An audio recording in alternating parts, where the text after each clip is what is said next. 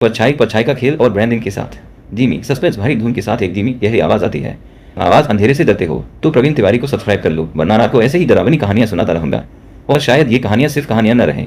गूंजली धुन खत्म होती है और कहानी शुरू होती है। आधी रात का सन्नाटा था, हल्की हल्की बारिश हो रही थी। धीमी बारिश की आवाज, दूर से बिजली कड़कने की धीमी गर्जना। आरव अपने पुराने घर की तरफ बढ़ रहा था। उसे लगा कि दूर धुंध में एक साया उसका पीछा कर रहा है। पीछे से धीमी लेकिन अजीब सी पैरों की आवाज।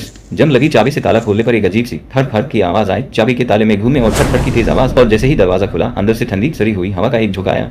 तेज हवा का झोंका, दरवाजे का धीरे से चिलमाना। धूल और जालों से भरे कमरे में उसने एक लैंप जलाया, जिसकी पीली रोशनी कोने में रखे एक बड़े टूटे हुए आईने पर पड़ी। आईने पर धूल जमी थी और जब आरव ने उस पर हाथ फेरा तो अंदर से एक धीमी खटखट की आवाज आई। धीमी डरावनी खटखट की आवाज, जैसे कोई उसे बाहर निकलने के लिए खरोंच रहा हो। आरव ने आईने में खुद को देखा। अचानक उसकी परछाई ने एक डरावनी मुस्कान दी, जबकि उसका चेहरा शांत था। एक हल्की लेकिन गहरी हंसी। आरव चौक के पीछे मुड़ा, पर कमरे में कोई नहीं था। आईने में उसकी आंखों में पल भर के लिए एक लाल खून जैसी चमक आई और फिर गायब हो गई।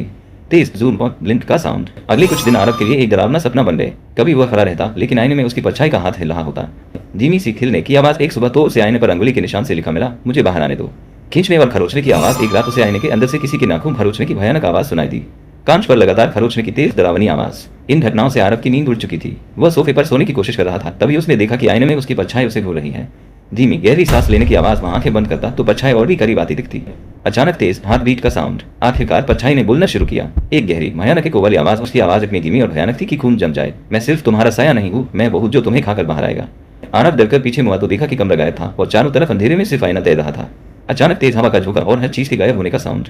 घबराकर आरव ने आईने को धक्का दिया, लेकिन आईना पिघलकर पानी जैसा हो गया। कांच के टूटने और पानी में बदलने का साउंड। अंदर से एक कतेरा काला हाथ बाहर निकला और उसकी कलाई पकड़ ली।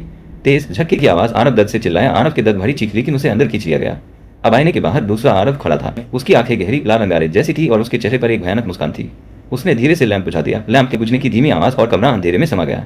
अंधेरे में बस उसकी डरावनी गहरी आवाज गूंजी, अब मैं आजाद हूँ और तुम सिर्फ एक परछाई।